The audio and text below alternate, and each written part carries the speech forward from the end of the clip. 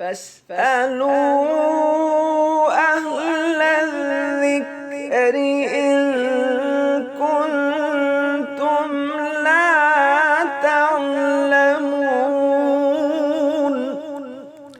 السلام علیکم ناظرین، میں ہوں نعیم ناصف اور پروگرام ہے آپ کا سوال۔ ہمارے ساتھ مفتی صاحب موجود ہیں پہلے کی طرح۔ ناظرین، آج سے ہم ایک نئی سیریز کا آغاز کر رہے ہیں اور وہ سیریز ہے نماز کے مسائل سے متعلق۔ انشاءاللہ تعالی ہم کوشش یہ کریں گے کہ نماز کا طریقہ اور نماز سے متعلقہ جتنے اہم مسائل ہیں، آپ صلی اللہ علیہ وسلم کی نماز کیسے تھی، جو آپ صلی اللہ علیہ وسلم نے صحابہ کرام کو سکھائی، صحابہ کرام نماز کیسے پڑھتے تھے، ہمیں انہوں نے آپ صلی اللہ علیہ وسلم کی نماز کے بارے میں کیا بتایا، وہ ساری چیزیں اور وہ تمام شبہات اور وہ تمام کنفیوژنز جو لوگوں میں ہیں نماز کے مختلف پہلوؤں کے بارے میں، اس کا بھی انشاءاللہ تعالی ذکر کریں گے۔ تو نماز کا آغاز چونکہ اذان سے ہے، تو آج ہم بات کریں گے اذان پر۔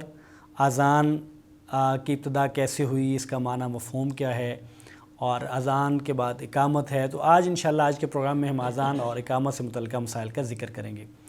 السلام علیکم ورحمۃ اللہ وبرکاتہ۔ جی وعلیکم السلام ورحمۃ اللہ۔ جناب قاری صاحب، آپ خیریت سے ہیں؟ جی اللہ کا شکر الحمدللہ۔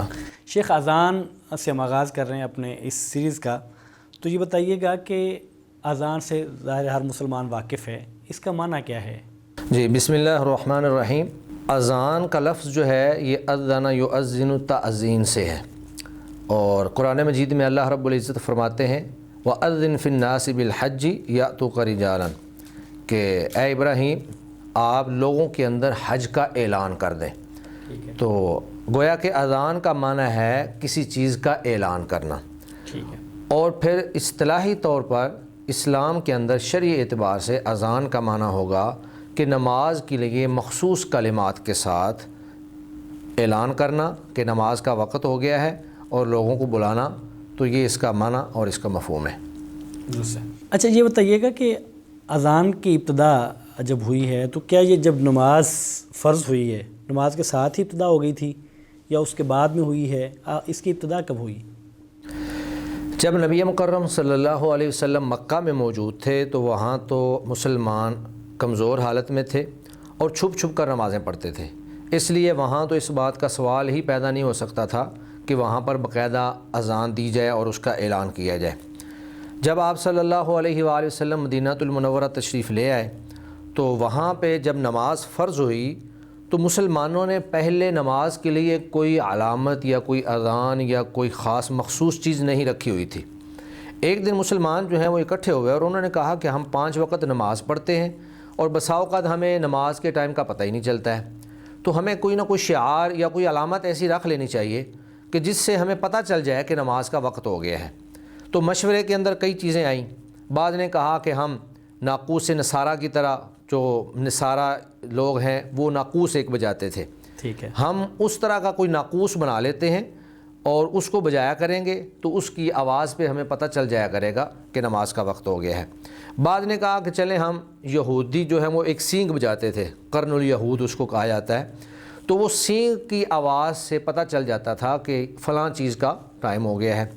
پھر مشورے میں یہ بات بھی آئی کہ ہم کیوں نہ آگ جلا لیا کریں، جس طرح مجوسی جو ہیں وہ آگ جلاتے ہیں، لیکن نبی مکرم صلی اللہ علیہ وآلہ وسلم کو یہ باتیں پسند نہ آئیں، کیونکہ اللہ کے نبی صلی اللہ علیہ وسلم کا عمومی طریقہ یہ تھا کہ آپ یہود و نصارہ کی عموماً مخالفت کیا کرتے تھے، اور مجوس کا طریقہ بھی آپ کو پسند نہیں تھا۔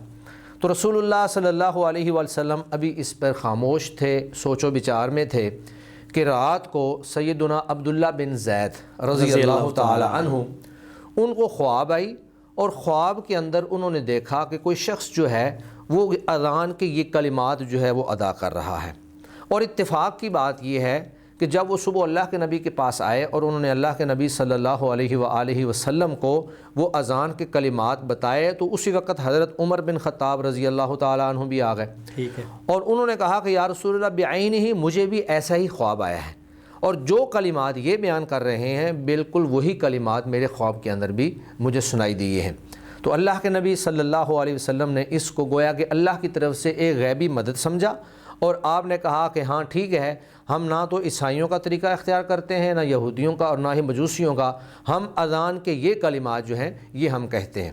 تو انہوں نے حضرت عبداللہ بن زید رضی اللہ تعالی عنہ کو سیدنا بلال رضی اللہ تعالی عنہ کے ساتھ کھڑا کر دیا اور ان کو کہا کہ آپ ان کے ساتھ کھڑے ہو جائیں اور ان کو کلمات بتاتے جائیں، لیکن بلند آواز سے حضرت بلال رضی اللہ تعالی عنہ ان کو ادا کریں گے، کیونکہ ان کی آواز بلند تھی اور دور تک ان کی آواز چلی جاتی تھی۔ جی تو حضرت عبداللہ بن زید رضی اللہ تعالی عنہ کہتے ہیں کہ میں ان کے ساتھ کھڑا ہو گیا اور میں ان کو ایک ایک کلمہ بتاتا گیا، اور سیدنا بلال حبشی رضی اللہ تعالی عنہ نے بلند آواز سے جو ہے وہ اذان کہی۔ تو اس وقت سے پھر یہ اذان کے الکلمات جو آج ہمارے پاس موجود ہیں، جو نبی مکرم صلی اللہ علیہ وسلم کی احادیث مبارکہ کے اندر موجود ہیں، تو یہ اذان اس وقت سے شروع ہو گئی۔ اچھا، یہ حضرت عبداللہ بن زید رضی اللہ تعالیٰ عنہ اور عمر فاروق رضی اللہ تعالیٰ عنہ، ان کو خواب میں جو اذان سکھائی گئی اور جو پھر حضرت عبداللہ بن زید نے حضرت بلال کو کہتے گئے اور وہ اذان کہتے گئے، تو وہ الفاظ کیا یہی الفاظ ہیں جو اذان میں ہیں، یا اس دونوں کو جو خواب میں سنائی دیے وہ الفاظ یہی ہیں، یا اس میں کوئی بعض روایات میں کمی بیشی بھی ہے؟ اذان کے الفاظ کے حوالے سے دو طرح کی روایات ہیں۔ بعض روایات ایسی ہیں جو سیدنا ابو محذورہ رضی اللہ تعالی عنہ کے حوالے سے ہیں، اور بعض روایات سیدنا بلال حبشی رضی اللہ تعالی عنہ کے حوالے سے ہیں۔ نبی مکرم صلی اللہ علیہ وآلہ وسلم نے جب مکہ فتح ہوا تو آپ صلی اللہ علیہ وسلم نے مکہ کے اندر سیدنا ابو محذورہ رضی اللہ تعالی عنہ کو مؤذن مقرر کیا، اور حضرت بلال حبشی رضی اللہ تعالی عنہ پہلے سے ہی مدینہ میں مؤذن مقرر تھے اور وہ اذان کہتے چلے آ رہے تھے۔ حضرت بلال حبشی رضی اللہ تعالی عنہ جو اذان کہتے تھے اس کو کہا جاتا ہے کہ وہ اکاری اذان اور اکاری اقامت کہتے تھے۔ اکاری اذان جو ہے اس کے کلمات اگر گنیں تو وہ 15 کلمات بنتے ہیں۔ اللہ اکبر، اللہ اکبر، اللہ اکبر، اللہ اکبر، چار ہو گئے۔ اشہد ان لا الہ الا اللہ، اشہد ان لا الہ الا اللہ، 6 ہو گئے۔ اشہد ان محمد رسول اللہ، اشہد ان محمد رسول اللہ، یہ 8 ہو گئے۔ اس کے بعد حی علی الصلاح، حی علی الصلاح، حی علی الفلاح، حی علی الفلاح، 8 اور 4 12 ہو گئے۔ اور پھر اللہ اکبر، اللہ اکبر، 2 یہ 14 اور 1 لا الہ الا اللہ۔ تو اس کو کہتے ہیں یہ اکاری اذان ہے۔ تو یہ حضرت بلال حبشی رضی اللہ تعالی عنہ شروع سے ہی یہی اذان کہتے چلے آ رہے تھے، اور یہی وہ کلمات ہیں جو حضرت عبداللہ بن زید یا حضرت عمر بن خطاب رضی اللہ تعالی عنہ کو اپنے خواب میں ملے تھے۔ اس کے بعد پھر ان کی تکبیر اور اقامت وہ بھی اکاری ہوتی تھی۔ اکاری اقامت جو ہے اس میں اللہ اکبر، اللہ اکبر، اشہد ان لا الہ الا اللہ، اشہد ان محمد رسول اللہ، حی علی الصلاح، حی علی الفلاح، قد قامت الصلاح، قد قامت الصلاح، اللہ اکبر، اللہ اکبر، لا الہ الا اللہ۔ تو یہ ٹوٹل 11 کلمات بن جاتے ہیں۔ تو گویا کہ حضرت بلال رضی اللہ تعالی عنہ جو مدینہ کے اندر اذان کہتے تھے اس اذان کے کلمات 15 تھے، اور جو آگے اقامت کہتے تھے اس اقامت کے کلمات جو ہیں وہ 11 تھے۔ اس کو اکاری اذان کہا جاتا ہے۔ جبکہ سیدنا ابو محذورہ رضی اللہ تعالی عنہ جو مکہ میں اذان کہتے تھے ان کی اذان بھی دوہری تھی اور اقامت بھی دوہری تھی۔ تو وہ جو ہیں یہی اکاری اذان 15 کلمات والی، اس میں وہ مزید اشہد ان لا الہ الا اللہ، اشہد ان محمد رسول اللہ یہ کہہ کے ان کو پھر دوبارہ سے 4 مرتبہ کہتے تھے۔ تو گویا کہ ان کے کلمات 19 بن جاتے تھے، 4 زیادہ ہو جاتے تھے۔ اشہد ان لا الہ الا اللہ مزید دوبارہ 2 دفعہ، اور اشہد ان محمد رسول اللہ مزید دوبارہ 2 دفعہ، اور ان کی اقامت بھی دوہری ہوتی تھی۔ تو یہ اپنی اقامت جو ہے بالکل ویسے ہی کہتے تھے جیسے اکاری اذان ہوتی ہے۔ تو اکاری اذان کے کلمات ہم نے گنے ہیں وہ 15 تھے۔ تو اس میں آپ جو ہے آپ کہہ لیں کہ قد قامت الصلاح، قد قامت الصلاح 2 زائد ہو گئے تو وہ گویا کہ 17 کلمات ہو گئے۔ تو حضرت ابو محذورہ رضی اللہ تعالی عنہ کی جو اذان ہے اس کے کلمات 19 تھے، اور ان کی اقامت کے کلمات جو ہیں وہ 17 تھے۔ تو یہ جب تک زندہ رہے ابو محذورہ دوہری اذان اور دوہری اقامت کہتے رہے، اور سیدنا بلال حبشی رضی اللہ تعالی عنہ اکاری اذان اور اکاری اقامت کہتے رہے۔ تو اس حوالے سے میں یہ بیان کرنا چاہتا ہوں کہ اہل علم کے ہاں دوہری اذان کے ساتھ دوہری اقامت یا اقاری اذان کے ساتھ دوہری اقامت، یا اسی طرح دوہری اذان کے ساتھ اقاری اقامت یا دوہری اذان کے ساتھ دوہری اقامت، یہ چاروں طرح ہی جائز ہے۔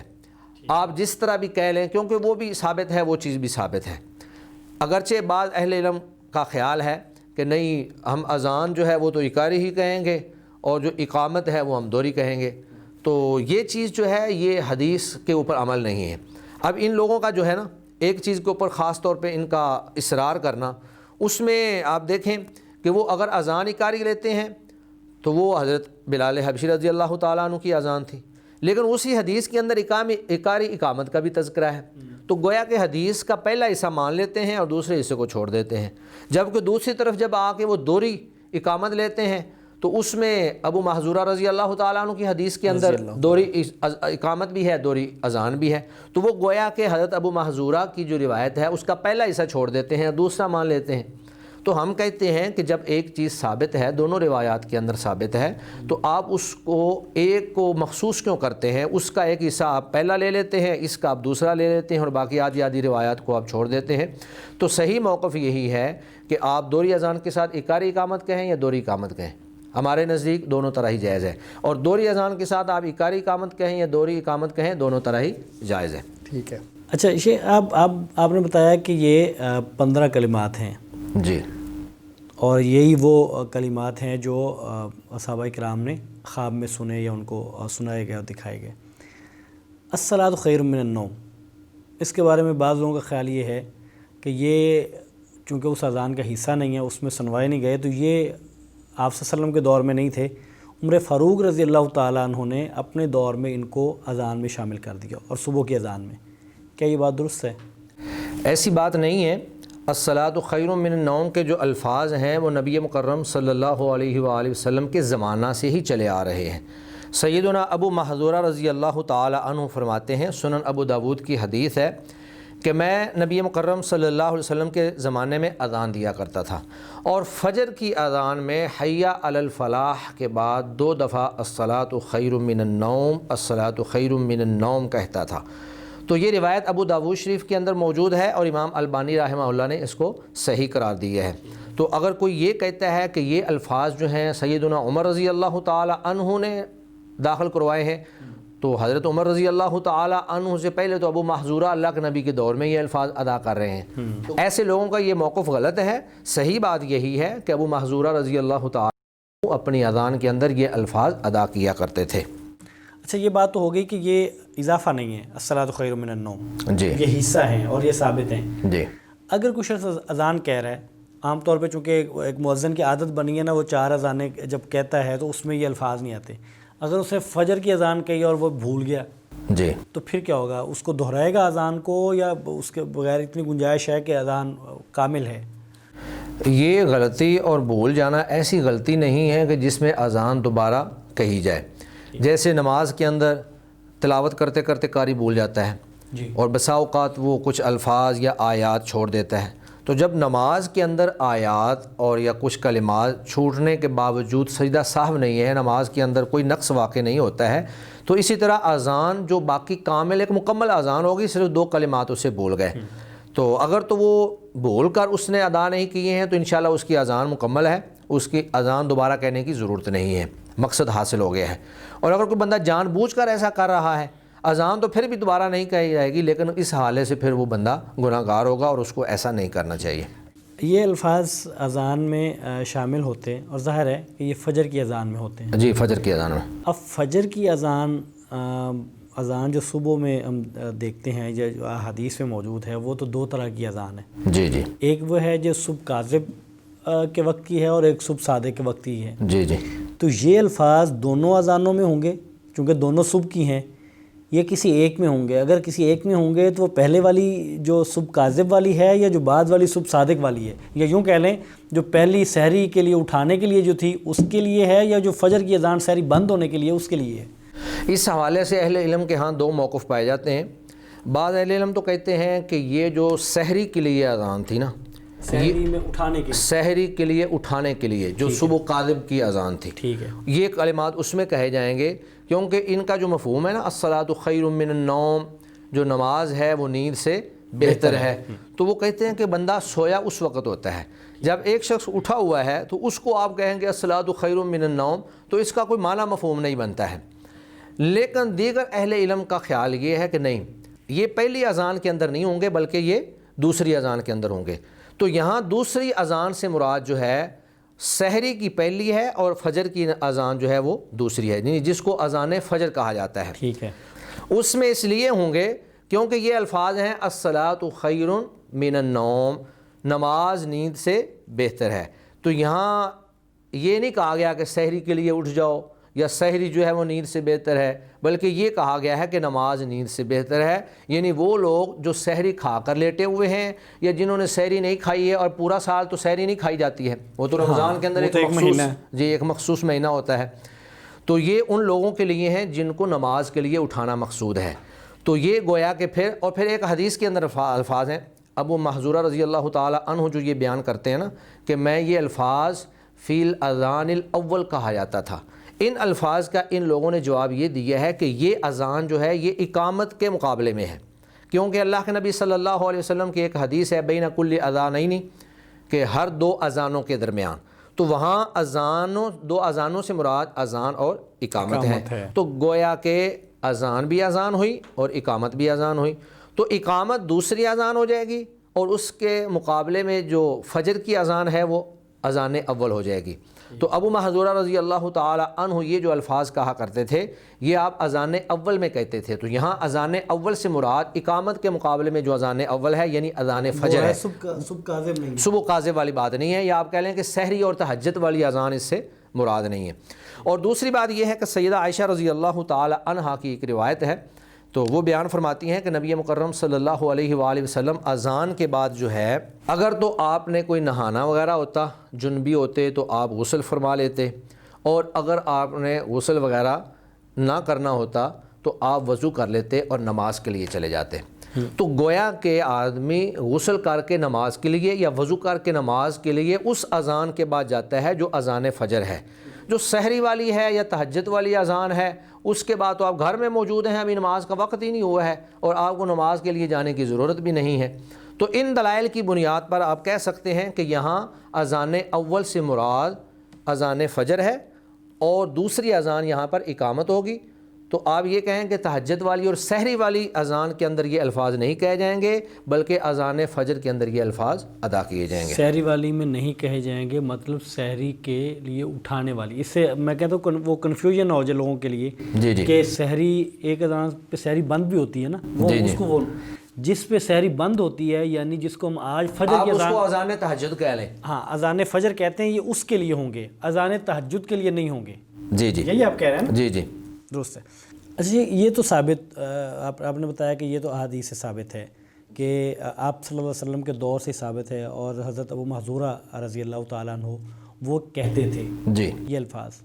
ہم بعض الفاظ اور بھی ہیں وہ اذان میں سنتے ہیں مختلف جگہوں پہ، تو وہ الفاظ یوں لگتا ہے کہ وہ بھی اضافہ ہے، بظاہر تو اس اذان کا حصہ نہیں ہے، ان کے بارے میں بھی ہمیں اور ہمارے ناظرین کو سامعین کو آگاہ کریے کہ یہ جو الفاظ ہیں، مثال کے طور پہ اذان میں ہم کبھی سنتے ہیں علی ولی اللہ، یا اس جیسے دیگر الفاظ، کہ یہ بھی کسی حدیث میں موجود ہیں؟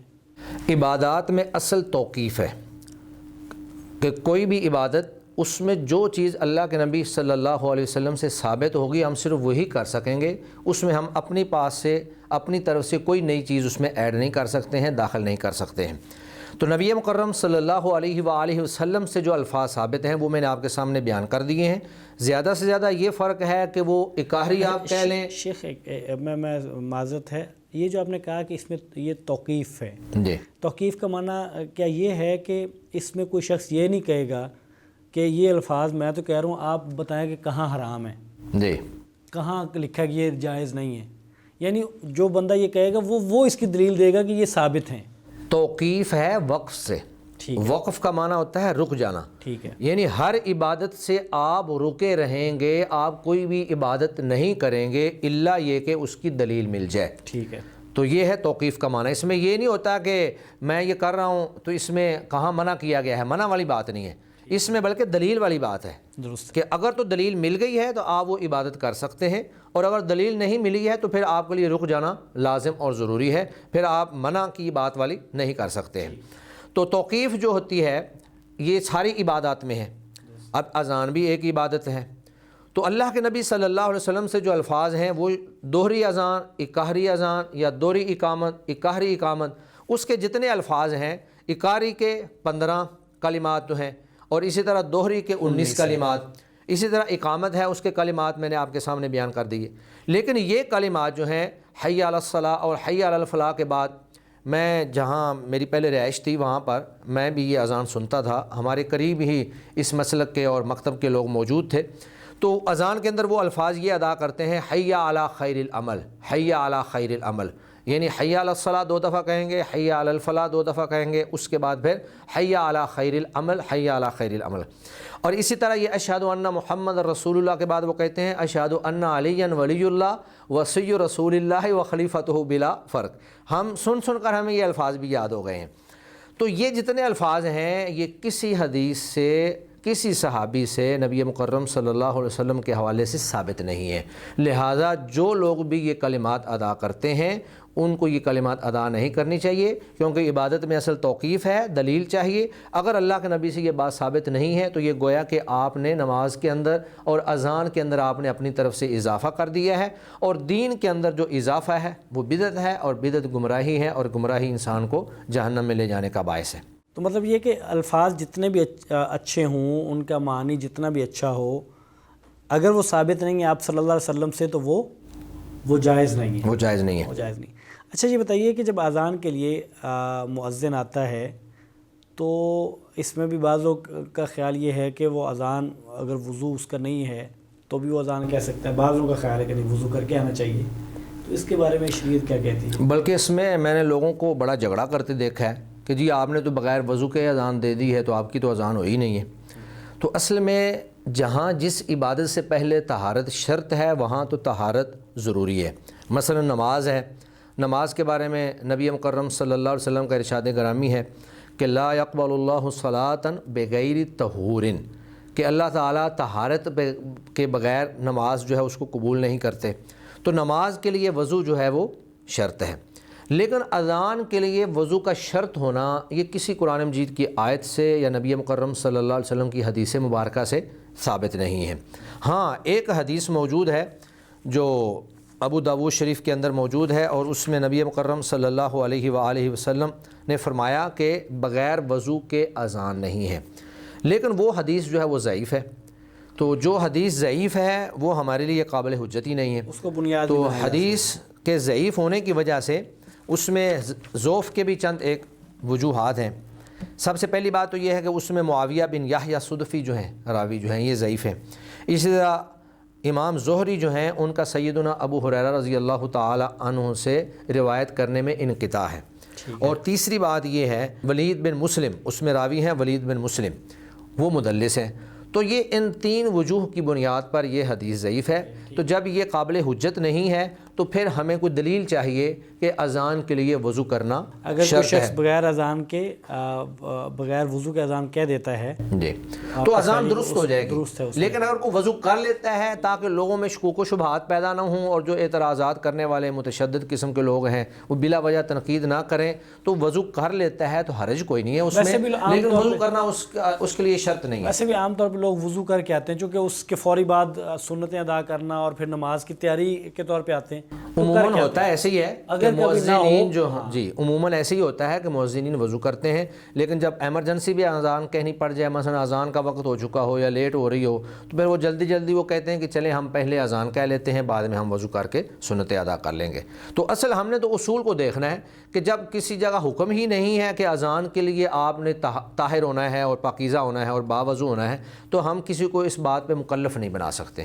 اچھا مطلب یہ کہ اگر وضو نہیں کیا تو مطلب ایسی کوئی کیفیت ہے تو اس میں بھی اس میں حرج کوئی نہیں ہے. جی اذان انشاءاللہ ٹھیک ہوگا. مؤذن آیا ہے اذان دینے کے لیے، مؤذن اذان کہتا ہے، حضرت بلال اذان کہتے تھے.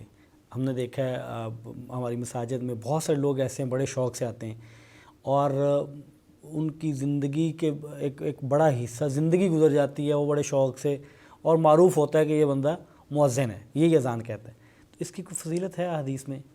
اذان کہنے کی بڑی فضیلت ہے۔ نبی مکرم صلی اللہ علیہ وسلم کی صحیح حدیث ہے، مسلم شریف کے اندر موجود ہے۔ آپ صلی اللہ علیہ وسلم نے فرمایا المؤذن اطول الناس اعناقا یوم القیامہ، کہ مؤذن لوگ جو ہیں یہ قیامت کے دن لمبی گردنوں والے ہوں گے۔ تو لمبی گردن کا ہونا یہ گویا کہ بلندی اور انسان کی عزت اور شرف کی علامت ہے۔ تو اللہ تعالیٰ ان مؤذنین کو اس دن بہت عزت اور احترام کے ساتھ اللہ تعالیٰ ان کو بلائیں گے، یا ان کے ساتھ گفتگو ہوگی، یا لوگوں کے ساتھ ہوں گے، تو گویا کہ یہ دوسرے لوگوں سے ایک درجہ بلند ہوں گے، افضل ہوں گے۔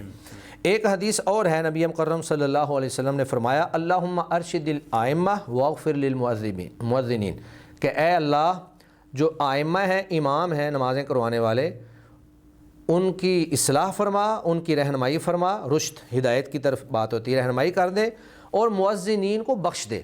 تو یہ اللہ کے نبی کی دعا ہے مؤذنین کے لیے، اور یہ روایت جو ہے یہ بھی ابو داؤد شریف کے اندر موجود ہے، 517 نمبر ہے، اور امام البانی رحمہ اللہ نے اس کو صحیح قرار دیا ہے۔ ایک اور روایت ہے جس میں نبی مکرم صلی اللہ علیہ وسلم نے فرمایا کہ جو شخص 12 سال تک اذان کہتا ہے وجبت لہ الجنہ، اس کے لیے جنت واجب ہو جاتی ہے۔ اور پھر آگے فرمایا کتب لہ بتأذینہ فی کل مرۃ 60 حسنہ، اور اس کو ہر اذان کے بدلے میں اللہ تعالیٰ 60 نیکیاں عطا فرماتے ہیں، وباقامتہ 30 حسنہ، اور ہر اقامت کے بدلے میں 30 نیکیاں عطا فرماتے ہیں۔ تو یہ روایت بھی ابو داؤد شریف کے اندر ہے، 728 نمبر ہے، اس کو امام البانی رحمہ اللہ نے صحیح قرار دیا ہے۔ تو یہ چیزیں جو ہیں، اور پھر ایک اور روایت اس وقت مجھے اس کا حوالہ یاد نہیں ہے، وہ یہ ہے کہ اللہ کے نبی صلی اللہ علیہ وسلم نے فرمایا کہ جہاں جہاں تک مؤذن کی اذان کی آواز جاتی ہے، جو جو چیز اس اذان کو سنتی ہے، قیامت کے دن اس کے لیے گواہی دیں گے کہ یہ بندہ اذان کہا کرتا تھا۔ تو بہرحال یہ تو فضیلت ہے اور شرف ہے جس کو اللہ تعالیٰ عطا کر دے، یہ تو نصیبے کی بات ہے، کون ہے جو اس کو حاصل کرنا چاہتا ہے۔ اذان دینے والا مؤذن، یہ اس کی فضیلت ہے۔ اب جب اس نے اذان دی تو بہت سارے لوگ سننے والے ہیں، جی بالکل، جو اذان سننے والے ہیں اور اذان کو سن کے اس کا جواب دیتے ہیں، ان کے بارے میں؟ جی نبی مکرم صلی اللہ علیہ وسلم نے اس بارے میں بھی تعلیمات اور رہنمائی فرمائی ہے۔ آپ صلی اللہ علیہ وسلم نے فرمایا اذا سمعتم المؤذن فقولوا ما یقول، کہ جب تم مؤذن کو سنو تو تم بھی وہی کہو جو مؤذن کہہ رہا ہے۔ اس نے کہا ہے اللہ اکبر، تو آپ بھی کہو اللہ اکبر۔ اسی طرح آپ سارے کلمات ادا کرتے چلے جاؤ، لیکن جب حی علی الصلاح حی علی الفلاح آئے گا تو وہاں پہ آپ نے کہنا ہے لا حول ولا قوت الا باللہ۔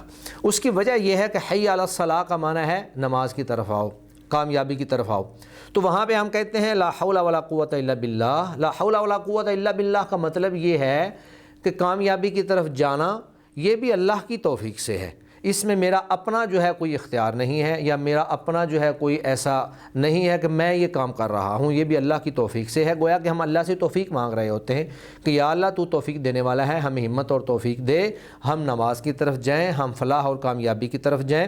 تو ساری جو اذان ہے صرف حی علی الصلاح اور حی علی الفلاح کے کلمات، ان چاروں کلمات میں آپ لا حول ولا قوت الا باللہ پڑھیں گے، باقی جو کلمات مؤذن کہہ رہا ہے وہی کلمات آپ ادا کریں گے۔ اور پھر آگے اقامت میں بھی یہی ہے۔ اقامت کے بارے میں بھی اہل علم میں اگرچہ 2 رائے پائی جاتی ہیں۔ ایک رائے یہ ہے کہ اقامت کا جواب نہیں ہے، لیکن دیگر اہل علم کہتے ہیں کہ نہیں، اقامت بھی ایک چونکہ اذان ہے۔ اللہ کے نبی کی حدیث میں پہلے بھی بیان کر چکا ہوں، بخاری مسلم کی حدیث ہے کہ بین کل اذانین صلاۃ، ہر 2 اذانوں کے درمیان نماز ہے۔ تو یہاں 2 اذانوں سے مراد اذان اور اقامت ہے، تو وہ اقامت کو بھی اذان ہی قرار دیتے ہیں۔ تو وہ کہتے ہیں کہ جب اقامت بھی اذان ہے تو اذان کا حکم دینے کا حکم ہے، لہذا ہم اقامت میں بھی ویسے ہی جواب دیں گے جس طرح کے ہم اذان کے اندر جواب دیں گے۔ لیکن اس میں ایک بات میں آپ کو اور واضح کر دینا چاہتا ہوں، بعض روایات کے اندر یہ الفاظ موجود ہیں کہ جب مقیم یعنی اقامت کہنے والا کہے قد قامت الصلاۃ قد قامت الصلاۃ، تو آپ نے اس وقت کہنا ہے اقامہ اللہ و ادامہ۔ تو اقامت کے الفاظ میں بھی آپ نے اسی طرح ہی جواب دینا ہے جس طرح کے اقامت کہنے والا الفاظ ادا کر رہا ہے، اس میں آپ نے اقامہ اللہ و ادامہ کے الفاظ جو ہیں وہ ادا نہیں کرنے ہیں۔ اس کی وجہ یہ ہے کہ اذان کی بنیاد پر، یعنی اقامت کو اذان سمجھنے کی بنیاد پر آپ ہر کلمہ کا جواب تو دیتے چلے جائیں گے۔ اور جس روایت کے اندر اقامہ اللہ و ادامہ کے الفاظ ہیں وہ ابو داؤد شریف کے اندر موجود ہے، لیکن وہ حدیث ضعیف ہے۔ اس کی وجہ یہ ہے کہ اس میں ایک آدمی جو ہے وہ مبہم ہے، اور جو مبہم راوی ہوتا ہے اس کی حدیث جو ہے اس سے حجت نہیں پکڑی جاتی۔ تو جب یہ واضح ہو گیا کہ اقامہ اللہ و ادامہ کے الفاظ والی روایت ضعیف ہے، تو پھر ہم وہ جو صحیح روایت ہے اس کے مطابق ہم اذا سمعتم المؤذن فقولوا مثل ما یقول پہ عمل کرتے ہوئے سارے کلمات وہی ادا کریں گے جو اقامت کرنے والا ادا کرتا ہے۔ گویا کہ ہم قد قامت الصلاۃ پہ بھی ہم قد قامت الصلاۃ ہی کہیں گے، قد قامت الصلاۃ ہی کہیں گے۔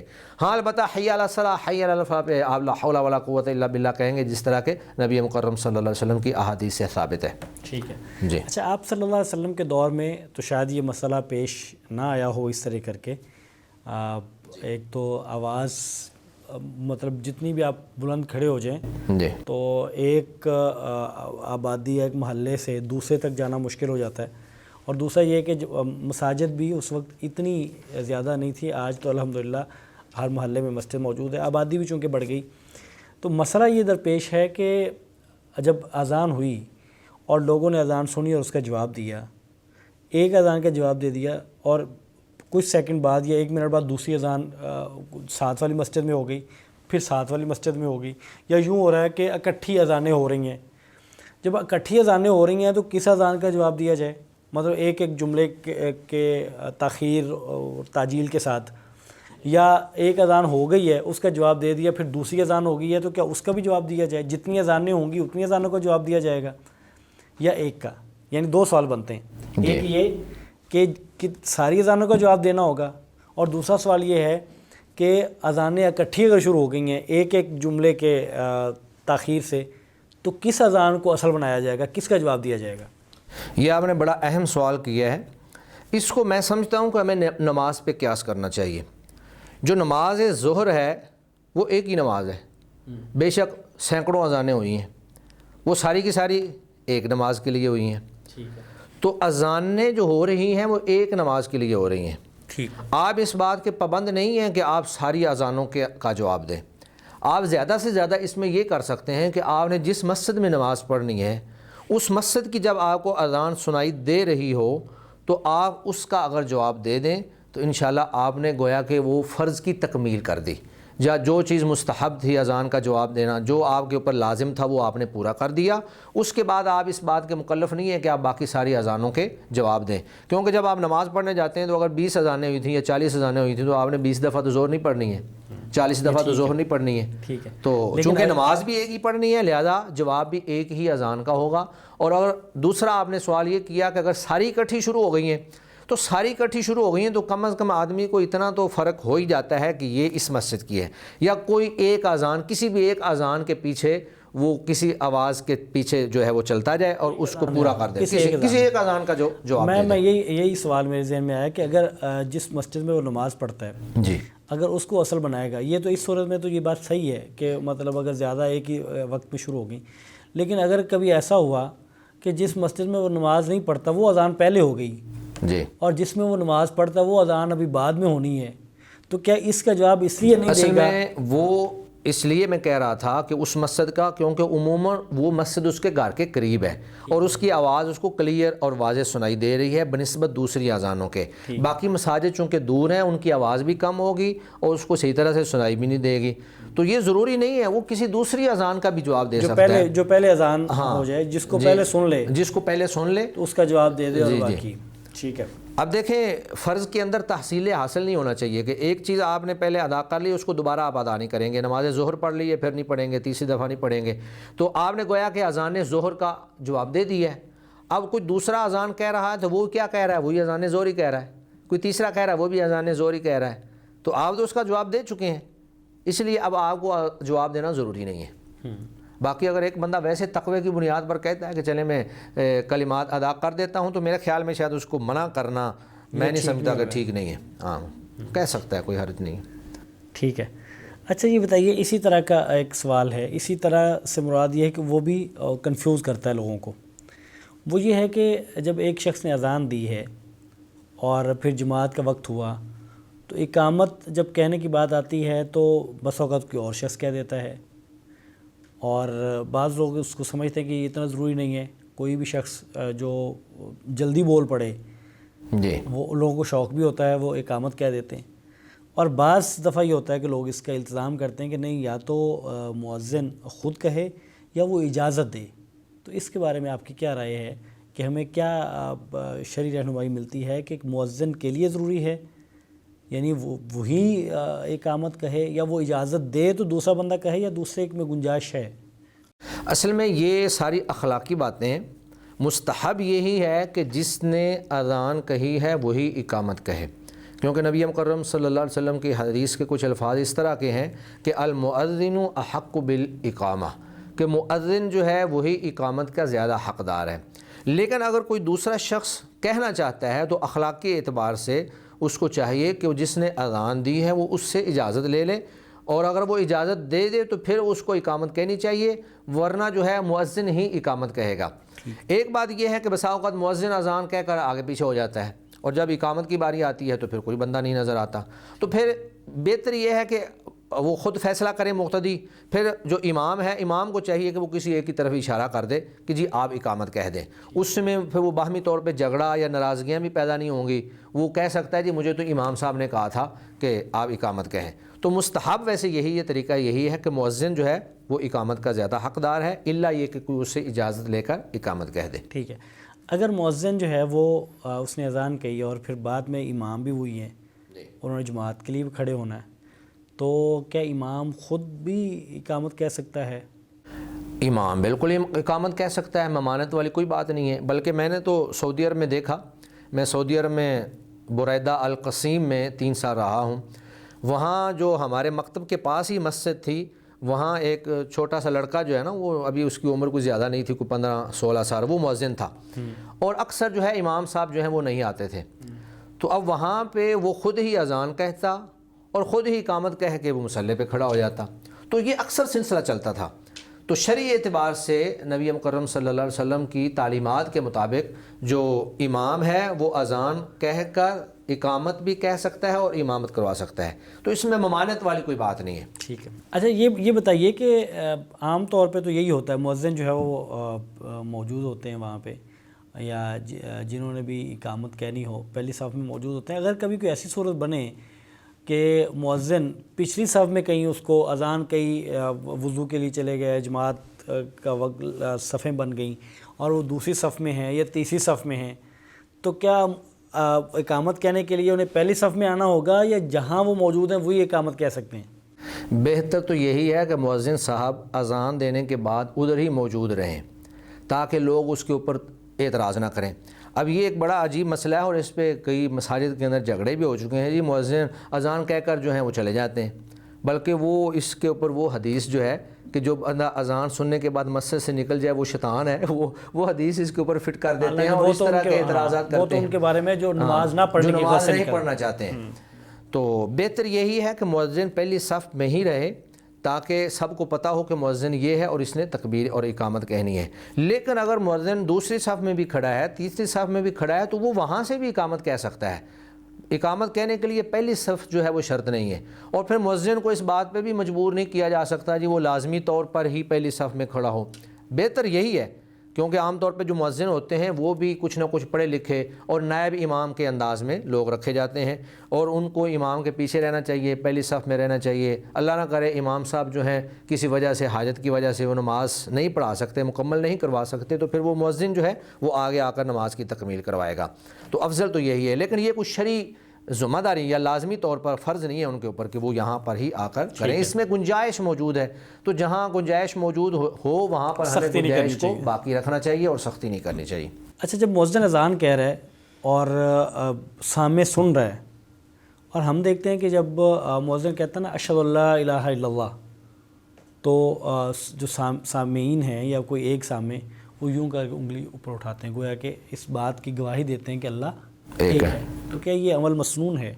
اللہ کے نبی صلی اللہ علیہ وآلہ وسلم سے جو بات ثابت ہے وہ یہی ہے کہ جب اشہد اللہ الہ الا اللہ مؤذن کہے تو آپ نے بھی اشہد اللہ الہ الا اللہ کہنا ہے۔ یہ کسی روایت کے اندر بات نہیں ہے کہ آپ وہاں پہ انگلی کھڑی کریں یا شہادت کی طرف اشارہ کریں۔ یہ بعض دفعہ لوگوں کو میں نے یہ بھی دیکھا ہے کہ جب وہ وضو کرتے ہیں تو وضو کرنے کے بعد جب کلمہ شہادت پڑھتے ہیں تب تو بھی اس وقت کرتے بھی ہیں، کافی دیر تک انگلی کو اس طرح کر کے کھڑا کر کے وہ کھڑے کرتے اور بعد دیکھتے بھی اوپر. جی جی. تو یہ ساری چیزیں ایسی ہیں کہ جس طرح پہلے بھی بات گزر چکی ہے کہ الاصل فی العبادات التوقیف، کہ عبادات میں اصل بات اس بات اور توقیف ہے کہ جب وہ چیز ثابت ہو تو ہم اس کو کریں گے، اور اگر وہ ثابت نہ ہو تو نہیں کریں گے. تو یہ عمل بہت زیادہ ہو رہا ہے اور اس کو باقاعدہ معاشرے میں پھیلایا جا رہا ہے اور لوگوں کو باقاعدہ بتلایا جاتا ہے. تو میں سمجھتا ہوں کہ چونکہ یہ اللہ کے نبی سے ثابت نہیں ہے، صحابہ سے ثابت نہیں ہے، محدثین سے ثابت نہیں ہے، کسی روایت اور حدیث کے اندر یہ ثابت نہیں ہے، اس کو ہم بدعت شمار کریں گے. اور بدعت کے بارے میں نبی مکرم صلی اللہ علیہ وسلم کی واضح اور بڑی صریح احادیث ہیں کہ من عمل عملا لیس علیہ امرنا فہو رد، جس نے کوئی ایسا عمل کیا جس پر ہماری مہر ثابت نہیں ہے وہ مردود ہے. اور ایک روایت ہے من احدث فی امرنا ھذا ما لیس منہ فہو رد، کہ جس نے ہمارے دین کے اندر نئی چیز کو گڑھ لیا وہ مردود ہے. تو یہ عمل جو ہے یہ دیگر بدعات کی طرح یہ بھی ایک بدعت ہے، یہ اللہ کے نبی صلی اللہ علیہ وسلم سے ثابت نہیں ہے. صحیح طریقہ یہی ہے کہ مؤذن کے اشہد ان لا الہ الا اللہ کہنے پر آپ بھی اشہد ان لا الہ الا اللہ ہی کہیں. اگر وہ گواہی دے رہا ہے تو آپ اپنی زبان سے کلمات ادا کر کے اس کی گواہی دیں، نہ کہ آپ صرف انگلی سے اس طرح اشارہ کر دیں یا دونوں اکٹھے کر دیں. جو چیز ثابت نہیں ہے اس کو چھوڑ دیں، جو اللہ کے نبی سے ثابت ہے اس کو آپ کر لیں. اچھا جی، یہ تو تھی سامعین کی بات کہ لوگ جب اذان سنیں تو وہ اس کا جواب دیں اور مطلب یہ نہ کریں. لیکن ہمارے خواتین ہم عام طور پہ دیکھتے ہیں کہ جب خواتین گھروں میں ہوں یا بازار مارکیٹ میں ہوں تو سر پہ دوپٹہ نہیں ہے، کپڑا سر پہ نہیں ہے، اور جب اذان ہوتی ہے تو فوری کپڑا جو ہے وہ اپنے سر پہ لے لیتی ہیں. تو یہ کیا ضروری ہے مطلب اذان ہوتے وقت کپڑے کا؟ ایک تو یہ گھر میں دونوں بتا دیں. گھر میں ایک شخص ہے، محرم ہے، گھر میں خاتون کا کپڑا سر سے اترا ہوا ہے. ایک ہے مارکیٹ میں، وہ تو مارکیٹ والا تو ویسے ہی مطلب وہ جائز نہیں ہے. لیکن کیا خاص طور پہ اذان کے وقت میں سر کو ڈھانپنا یہ ضروری ہے؟ اذان جو ہے یہ شعائر اسلام میں سے ہے. اذان کے وقت خاموش ہو جانا یا اس کا جواب دینا یہ گویا کہ اذان کا احترام ہے، اور اذان کے تقدس میں اور احترام میں آپ خاموش بھی ہو جاتے ہیں اور آپ اس کا جواب بھی دیتے ہیں. میں سمجھتا ہوں کہ یہ دوپٹہ سر پہ لے لینا شاید خواتین اس کو بھی احترام کا حصہ ہی سمجھتی ہوں. اگر تو اس کو احترام کا حصہ سمجھ کر وہ لیتی ہیں تو شاید اس میں کوئی حرج نہیں ہے، گنجائش کی بات آپ نکال سکتے ہیں. لیکن اگر وہ یہ سمجھیں کہ اذان کے وقت سر پہ دوپٹہ لینے کا کوئی حکم ہے، اللہ کے نبی نے حکم دیا ہے، یا یہ اذان کا حصہ ہے، یا یہ مستحب ہے، یا یہ فرض ہے، تو ایسی کوئی بات نہیں ہے. دوپٹہ نہ لے تو گناہ ہوتا ہے. ہاں، دوپٹہ نہ لے تو گناہ کی بات ہے. تو ایسی کوئی بات نہیں ہے، کیونکہ اللہ کے نبی صلی اللہ علیہ وسلم سے ایسا ثابت نہیں ہے.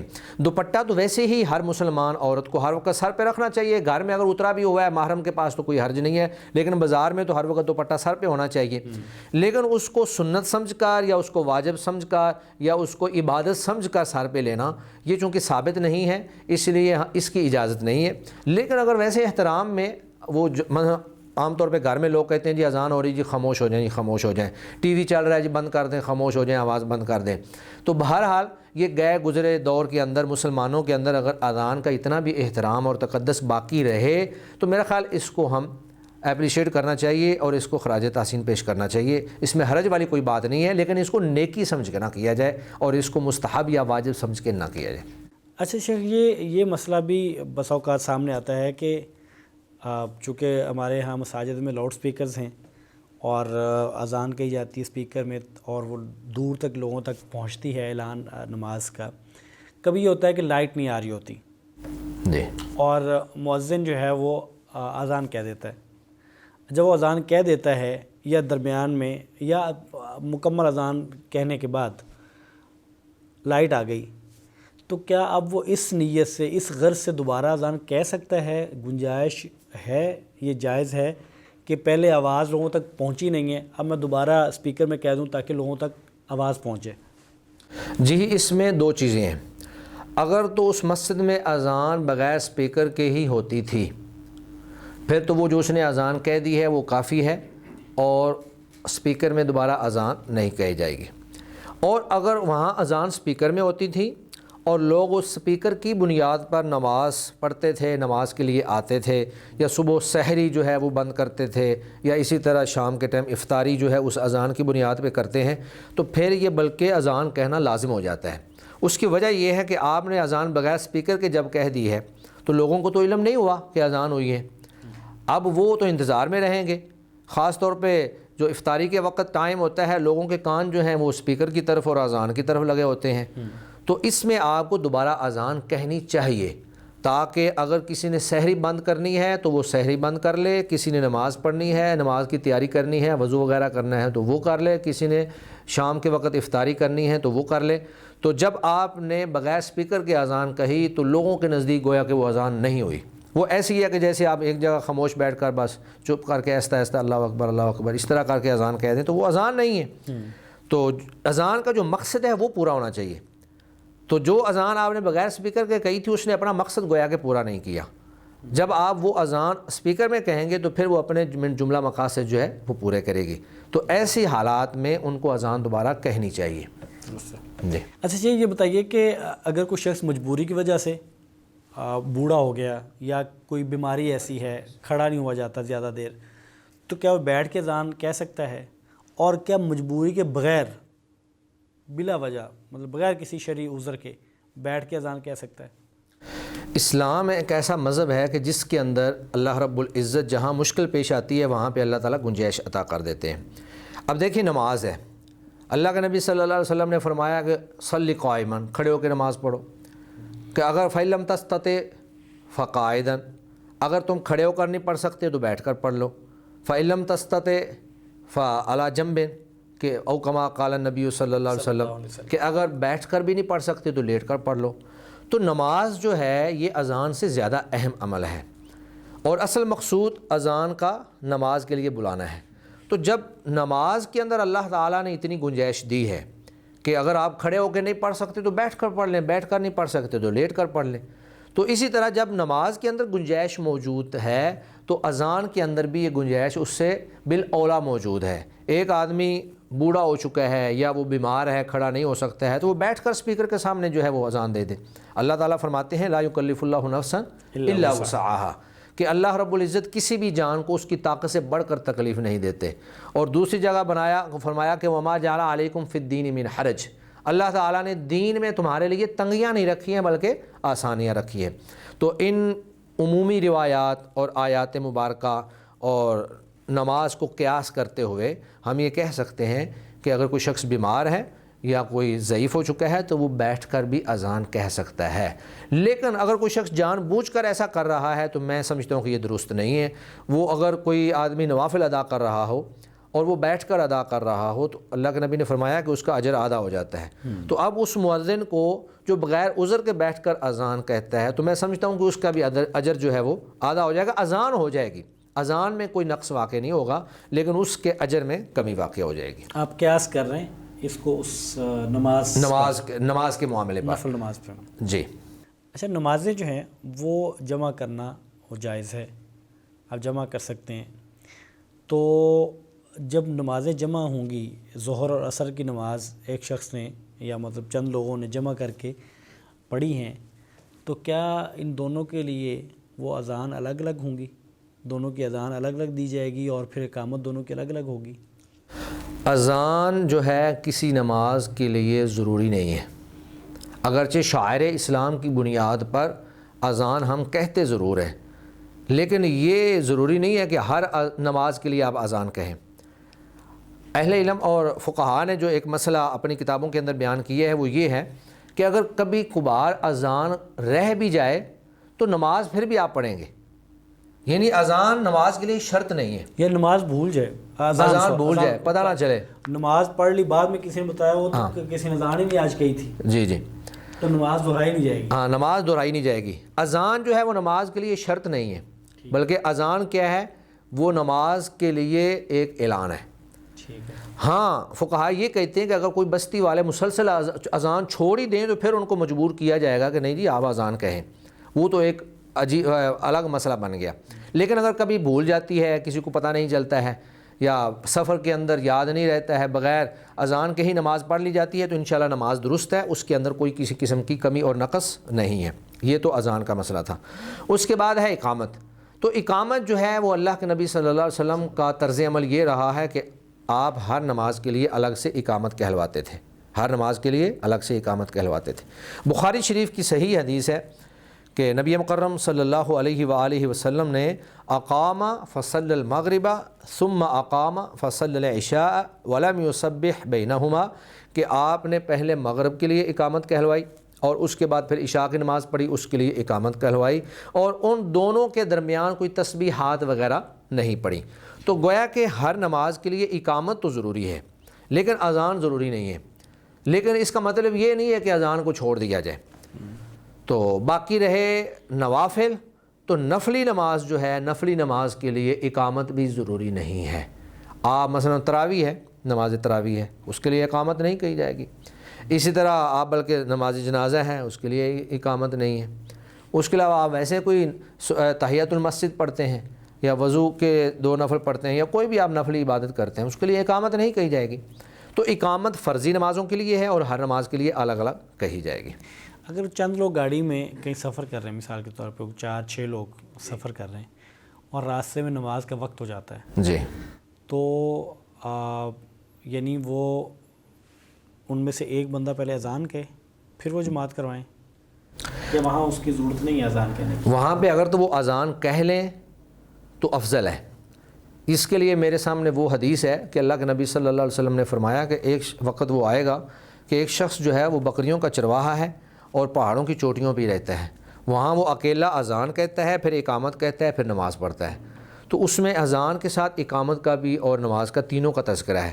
اگر تو وہ اذان کہہ لیتے ہیں تو بہت افضل ہے اور اس حدیث کے مطابق بہتر ہے، لیکن اگر وہ اذان نہیں کہتے ہیں، صرف اقامت کہہ کر وہ جماعت کروا لیتے ہیں، وہ اس اذان کو کافی سمجھتے ہیں جو اس علاقے کے اندر یا اس محلے کے اندر یا اس شہر کے اندر ہوئی ہیں یا جو انہوں نے سنی ہے، اگر اسی کو ہی کافی سمجھ کر وہ اقامت کہہ کر نماز پڑھا لیتے ہیں تو انشاءاللہ ان کی نماز درست ہے اور اس میں کوئی اس حدیث مبارکہ سے معلوم یہ ہوتا ہے کہ اگر ایک شخص سفر میں ہے، جی، اکیلا گاڑی میں ہے، جی، تو وہ بھی اذان کہہ سکتا ہے اکیلا؟ اس حدیث کے مطابق وہ اذان بھی کہے گا، کہہ سکتا ہے، اقامت بھی کہہ سکتا ہے اور اکیلا جماعت بھی کروا سکتا ہے۔ اور بلکہ ایک حدیث میں تو یہ ہے کہ اگر کوئی بندہ اکیلا جماعت کروا رہا ہے تو فرشتے آ کر اس کے پیچھے نماز شروع کر دیتے ہیں، پھر تو وہ فرشتوں کا امام بن جاتا ہے۔ سوالات کافی ہیں، وقت ختم ہو چکا ہے، انشاءاللہ ہم اس کو آپ کو دوبارہ زحمت دیں گے اگلے پروگرام میں۔ ناظرین، یہ تھا آج کا پروگرام اور اس میں ہم نے بہت سارے سوالات پہ ہم نے بات کی اور بہت سارے سوالات باقی ہیں اذان ہی سے متعلق۔ تو آپ ہمارے ساتھ رہیے گا، ہمارے پروگرام کو مسلسل دیکھتے رہیے، دین اور دینی احکام اور دینی مسائل جاننے کے لیے، اور انشاءاللہ اللہ کی توفیق سے یہ وہ مسائل ہوں گے جو قرآن و سنت پر مبنی ہوں گے۔ تو یہ اذان کے مسائل تھے اور انشاءاللہ اس سیریز میں ہم آنے والے پروگرامز میں نماز سے متعلق، نماز کیسے پڑھی جائے اور نماز سے متعلق جتنے مسائل ہیں ان کا بھی ذکر کریں گے۔ آج کے لیے اتنا ہی، ہمیں اجازت دیجیے۔ السلام علیکم ورحمۃ اللہ وبرکاتہ۔